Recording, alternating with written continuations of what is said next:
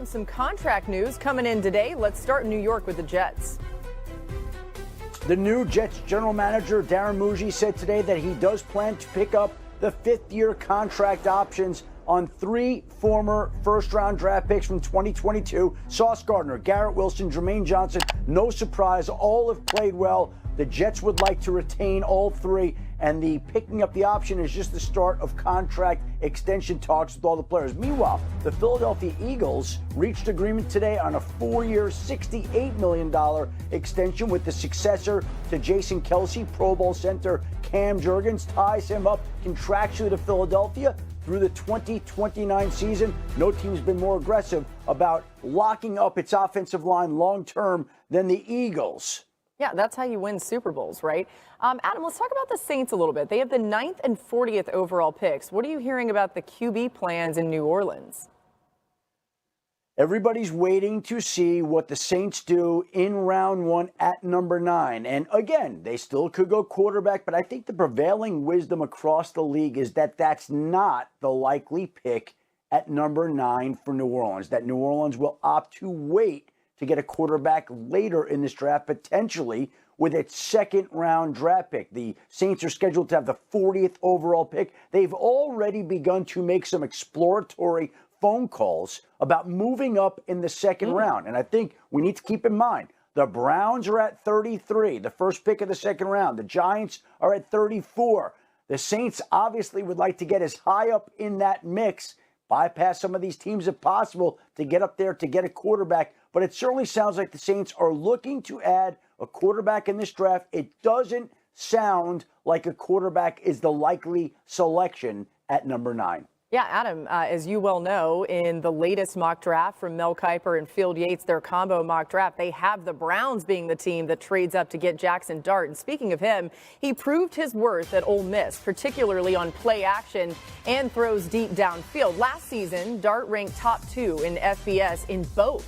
The Saints relied on those deep throws last season under Clint Kubiak at the 7th highest rate in the league. So, Dan, let's look at the Saints quarterback options and start with Dart specifically.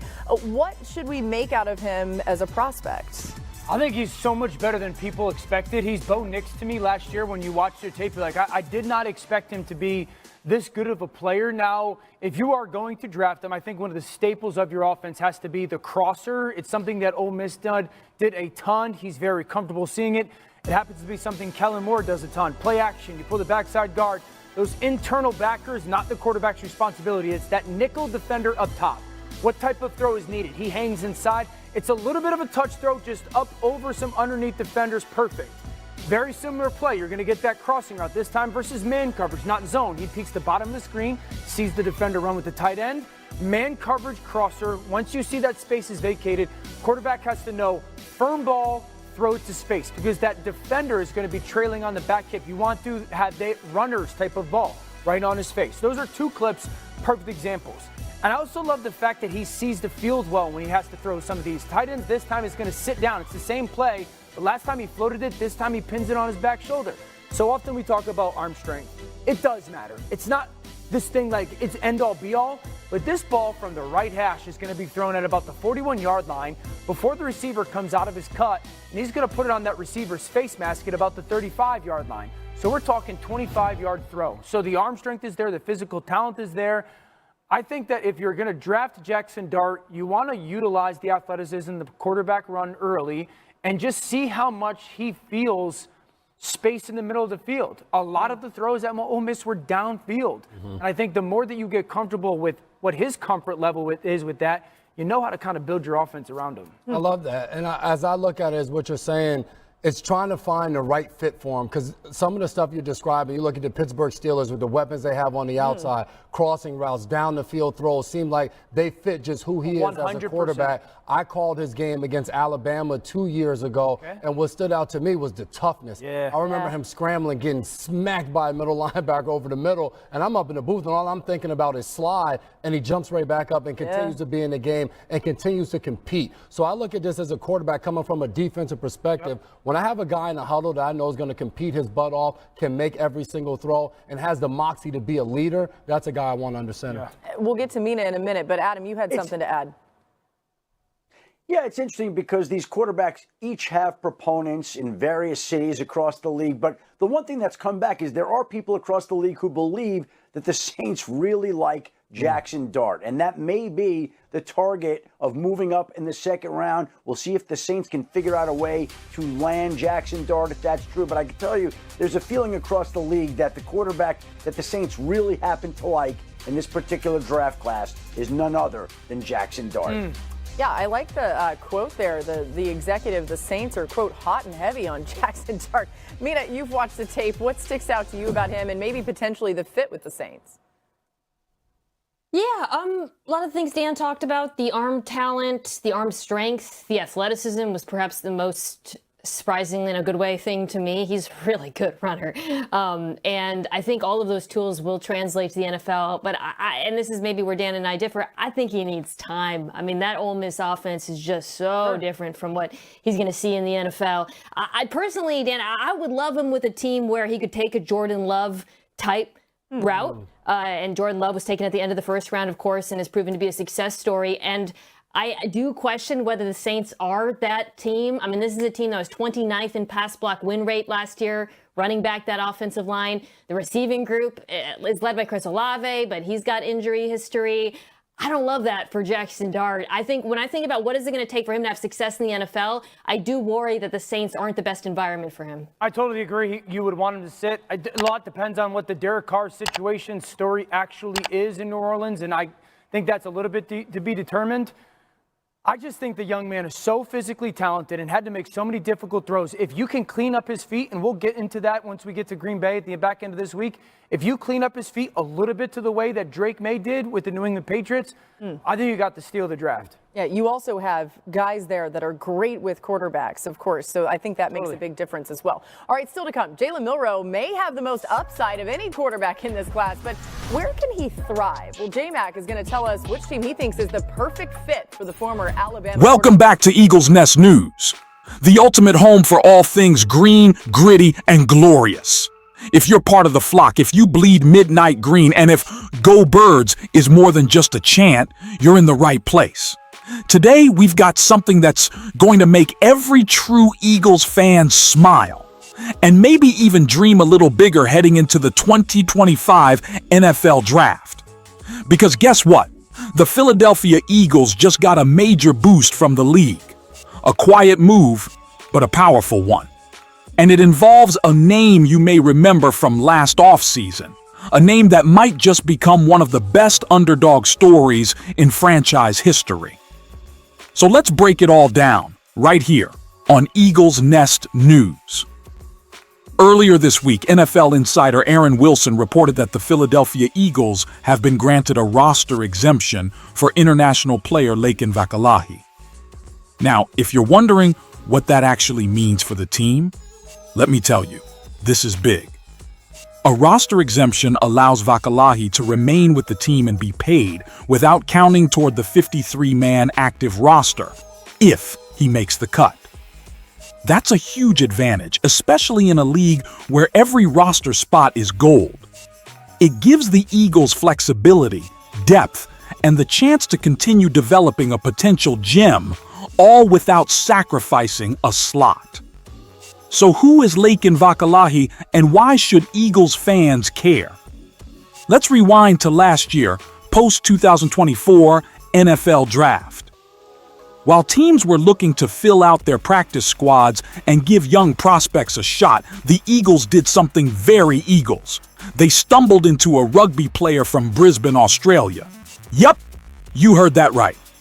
Laken Vakalahi is 6'5", 318 pounds of raw, athletic upside. He's only 22 years old and had never played a single down of American football before coming to the States.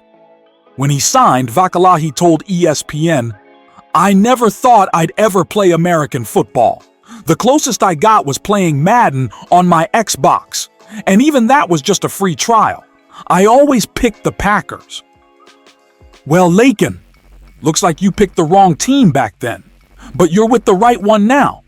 Here's where it gets even more interesting. While players like Jordan Mailata were scouted with intention, Vakalahi's discovery was pure accident. and kind of an amazing story. Picture this. His parents are vacationing in Hawaii. Just a relaxing trip, nothing football related. But then, as fate would have it, a friend of Eagles international scout Chris Naiole happens to walk past Vakalahi's dad. They strike up a conversation because, let's be honest, when you see someone built like a freight train walking by, you notice. They start talking about his family.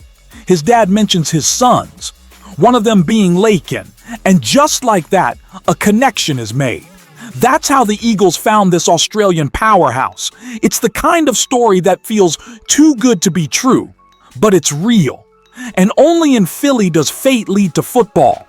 Lakin spent the entire 2024 season on the Eagles practice squad. No regular season snaps, no bright lights, just hard work, dedication, and a front row seat at one of the most elite coaching institutions in the NFL, Stoutland University. Yes, Jeff Stoutland, the Eagles' legendary offensive line coach, the same mastermind who helped transform rugby convert Jordan Mailata into one of the league's top tackles, has had a full year to work with Lakin. Let that sink in. You give a guy with Mailata-like size and athleticism the same coaching, the same training environment, the same mentorship, and you just might be looking at the league's next big thing. And now, with this roster exemption in place, the Eagles get to keep investing in Vakalahi without any downside.